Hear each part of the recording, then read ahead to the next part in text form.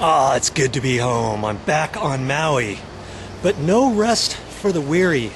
I'm on a service call, and I wanted to show you briefly what it was about. I've already got it fixed, but you might be interested in what I found out.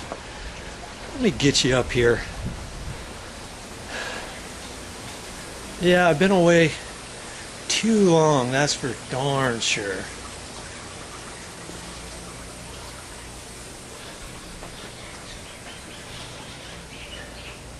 Oh, there's my friend. Hi, this is Ralphie. Hi, Ralphie. Hi, how are you? Hey, I haven't seen you for a while. Yeah, he's a wildcat. And some of the neighbors feed him and stuff. And he just makes himself at home now, doesn't he? Okay, well, let's go in here.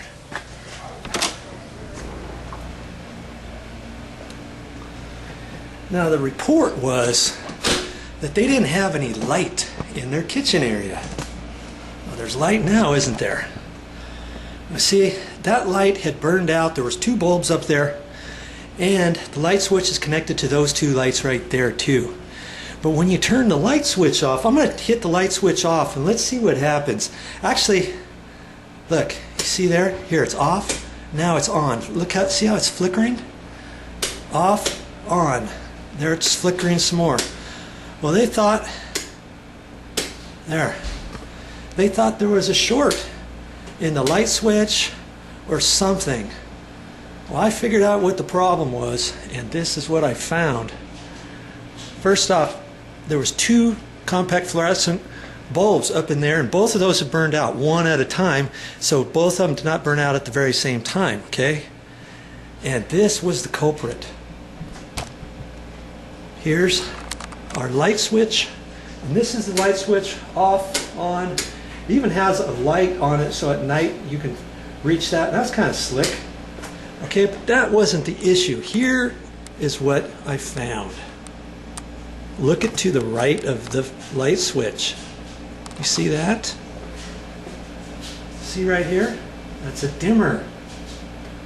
And if you're not watching it, and if you don't know what you're doing, you might not know what that thing is. That's a dimmer. So it's designed to dim the lights when you push down, but nothing's happening, is it? Now, if I push it all the way down, those lights go off, but they're compact fluorescent bulbs and they're not designed for a dimmer. If you want to use a dimmer like that, you've got to get the right type of bulbs. And so that's what was happening. The light switch was fine, and so for the time being, this dimmer switch has to be all the way up. Now you can use this fine, but if you push this all the way down, then it's going to start flickering. And then when you go to turn it on, it hits. So this has to be up. Okay, if you want to use that, you got to make sure you put the right type of bulbs in. Make sure they're dimmable bulbs, and they have dimmable CFLs, I believe, dimmable LEDs. But then the light switch has to be rated for dimmable CFLs, compact fluorescent bulbs, and for LED lights. Okay, so that's what was going on. So I'm just going to tell the guest here to leave that switch alone. And it kind of cracked me up because they kind of did an upgrade. Most of the other condo units in here, they have different types of pendant lights. Don't those look nice? Well, they upgraded. Somebody upgraded that, and they also upgraded this light right here. And they upgraded this light switch because it didn't used to be a dimmer.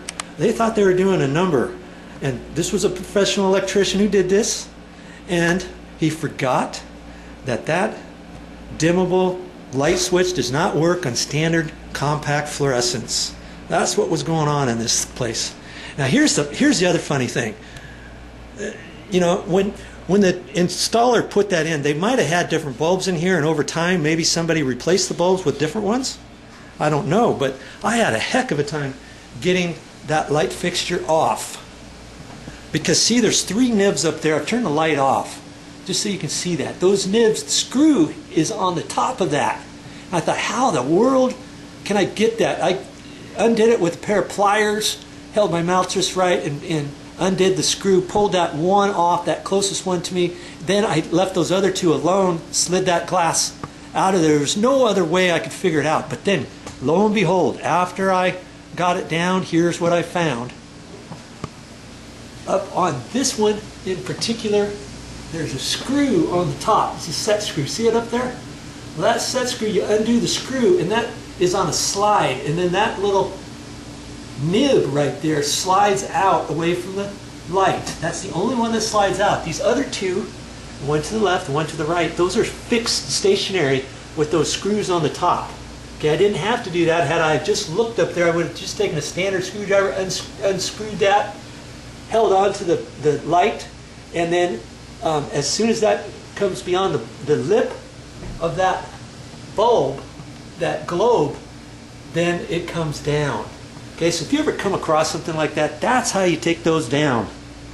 Video Joe knows that now. That's what I'm trying to teach you on my channel, for you to do things yourself. Now, this guest, when they came in, the light fixture was not working at all because those two bulbs were burned out above the main one there, you know. But the pendant lights, those still worked, but they didn't know it because the dimmer switch was turned all the way down, and they were just hitting the light switch on, off, and it was flickering. So the owner called me up and said, "Hey, Joe, we've got an issue over here." And they were going to call an electrician. Had I not been around to help them out, they were going to call an electrician. They would have been charged all right for a service call to change a couple light bulbs and to tell them about the dimmer switch. It would have probably been $95 for the service call plus a couple bulbs. Had he not had them, he'd have to go to the store. So you're talking $125 service charge for something like that because they didn't know about the dimmer. Okay?